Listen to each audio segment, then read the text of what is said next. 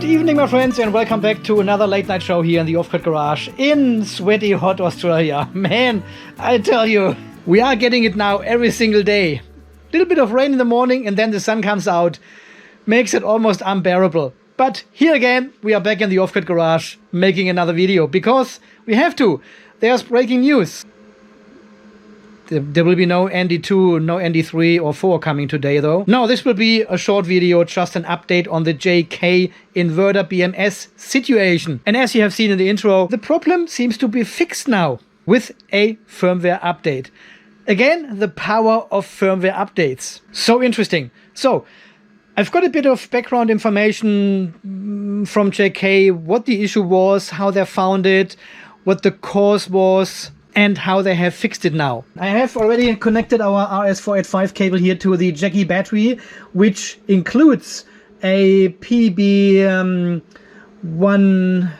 what it says here on the screen. It is the 100 amp version of the inverter JK BMS and comes with a 1 amp active balancer. And this BMS is still running software version 14.13. It has all the charging algorithm stuff and also the relay features, but it also comes with this nasty bug. Yeah, when you turn off the BMS for a while, it resets to factory default. And unfortunately, these factory default settings are the lithium-ion battery profile. So it resets your overvoltage protection to 4.2 volts. And if you use anything else than lithium-ion, like lithium iron phosphate or LTO batteries, this could be very, very bad, because you may heavily overcharge your batteries. So last week, Thursday, I reported this issue to JK. And obviously they looked into it over the weekend, because on Tuesday morning I had already a new firmware version in my mailbox. We have found the issue, we have analyzed the situation, and we have fixed it with a new firmware update.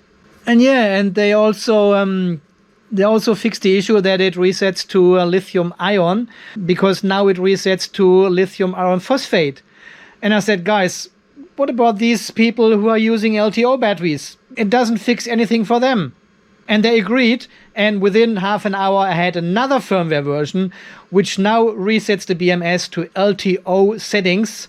So this is the lowest voltage battery it can support, and this is of course very safe for all the other batteries you are connecting to. The worst case here, maybe the BMS turns off, because the battery chemistry you are using has a higher voltage than the LTO batteries. So it may recognize an overvoltage protection something, and it turns off your load, turns off your charger. But at least it is not dangerous anymore for anyone using the JK BMS. The JK Inverter BMS. Yep, we had quite a few comments underneath, and people were asking if this affects the older style JK BMS as well. And as far as we know, it doesn't. I have quite a few of these older JK BMSs here, and none of them has ever forgotten the settings when I turned them off. So anyway, without further ado, let's get right into it, and I'll show you what is actually happening and how this fault actually occurred. Connect to the PB1A16S10P, that's the one in the JK battery. Go to settings, just want to have a look here at the about. Yeah, we are running version 14.13 on this BMS, so that's good. That's the old version, which has the bug. So here you can see all settings. When the BMS has reset, it is exactly the same as the lithium ion profile. So let's go to lithium iron phosphate. So when you usually program these BMSs, you have to keep parameters in a certain order. Yeah. For example, we have here the cell under voltage protection with 2.6 volts, right? We also have the cell under voltage protection recovery at 2.65 volts. The recovery cannot be lower than the protection. Yeah, wouldn't make sense, because the BMS would never recover from an under voltage protection then. So the recovery here needs to be higher than the protection value. If I try to put in like 2.55 volts and click OK, you will get this warning and says sending failure. It cannot write these parameters back because it doesn't make sense. Yeah, and we've got the same for the overvoltage protection and the overvoltage protection recovery. Recovery cannot be higher than the protection. It would never recover.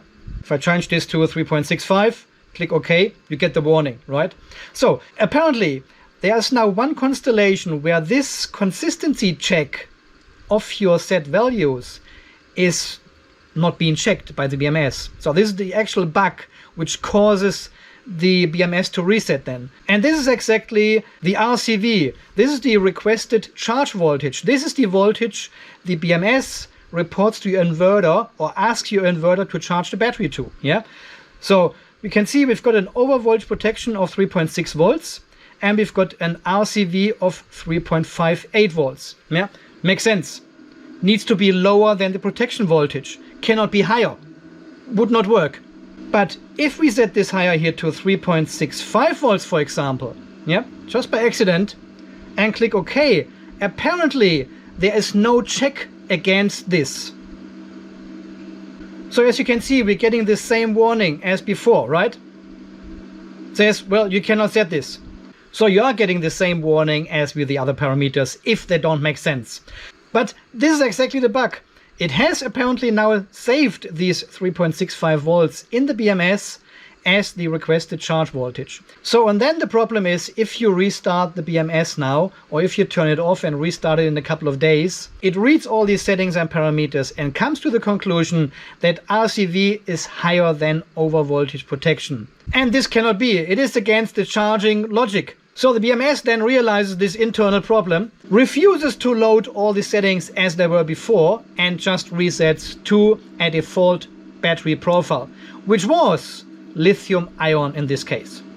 So this is the background information JK gave me.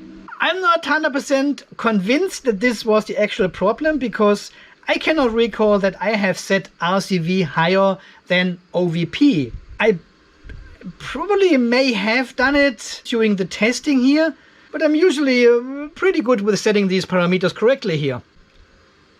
So to be very honest here, I'm not really buying the story JK told me. I'm not saying this is not the trigger for the cause of this bug. I don't think I have set the RCV higher than OVP at any point of time. But anyway, who knows? Maybe it was one of the other parameters who was saved accidentally incorrectly in the BMS. Even the order and the charge logic didn't make sense, but the BMS somehow saved this parameter wrongly. And then with the next start, it found this error and reset to factory default. So I'm not really 100% sure if it's really the RCV and the OVP which caused this problem. It could be any of the other parameters, but I don't know for sure. Okay, so now for the very first time they also have released a changelog. Well, it's not really a classical changelog as we know it, but it gives us an idea what they have changed in this new version 14.17. So they obviously fixed a bug where parameters were lost after BMS restart. The bug is caused by a logical error in the parameter entered by the user. So this was exactly what I have shown you now. When the parameters don't make sense, but the BMS somehow saved them, and then with the next start, it resets to factory default. So they have also changed the default configuration parameters to LFP. That should be not LFP, that should be, they changed it to LFP first, and this was the version 14.16, and I said, nah, that's not good enough. Change it to LTO, and that's why we have 14.17 now. So it needs to be LTO to improve security. Again, this is one of the supported battery chemistries for this BMS, which has the lowest values. So it is safe for all the other battery chemistries. And then they also optimized the JK BMS Modbus protocol, added RCV, RFV register support. That is very nice. The protocol must use the PC software 2.5.0. By the way, I'll link all the information down under this video here as well. It points to my website and there's all the information where you can download the newest firmware 14.17 and also the newest computer software as well. Fix the bug that the hardware version may be incorrect in the device information. Okay, that's good. And add battery low temperature alarm to the dry contact trigger. This is for these two guys here. These two relays can be fully programmed with the JK BMS. An amazing feature none of the other BMSs have. And we now have the possibility to program a low temperature as well. For all you guys who are living in colder climates and need a low temperature trigger to turn on a heating blanket or... You poor bastards, really. It is so cold up there. Okay, so this is pretty much everything they have changed in this version. Okay, I've already installed the newest JK BMS monitor software 2.50. This is necessary for the new firmware from 14.16 onwards. So we click here on upload Firmware, whatever Firmware is. 14.17. As always, you're getting 4 different firmware versions for any type of their JK Inverter BMS. I obviously have to select the 100 amp BMS. Yeah, it doesn't give me any warnings here. Obviously, I have selected the correct firmware version. Start updating.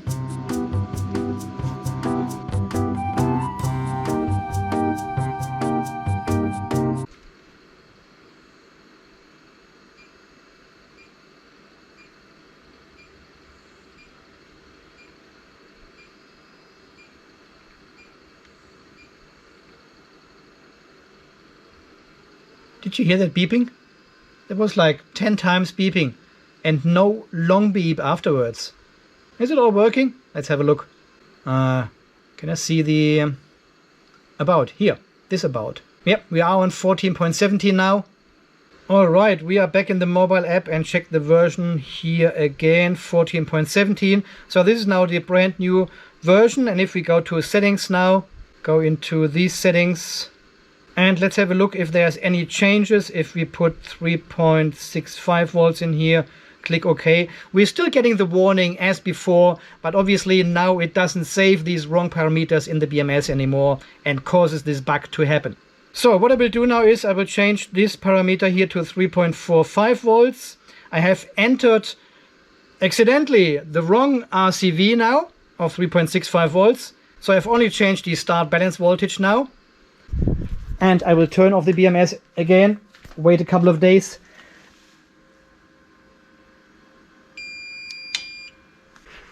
It should be alright if I check it tomorrow morning actually. And hopefully all these settings are still there as I left them just now. And we don't have any issues anymore that the BMS resets to the lithium ion profile. Okay guys, so far this video from tonight. I'll see if I can upload this tonight so you've got something to watch tomorrow morning. My sincere thanks goes to all these people who have contacted me about this issue here, have left comments in the community tab of my YouTube channel, where I post more or less frequent updates. And some of you have also left comments under the videos. And as you know, I'm reading all the comments. And guys, this whole JK Inverter BMS situation now shows again the power of this community here. Within a couple of days, over the weekend, JK was able to identify the bug and fix it with a software update, thanks to you guys. Not to me, thanks to you. You have found it, you have made this public. I'm just holding the camera in my hand and talking to a little plastic box.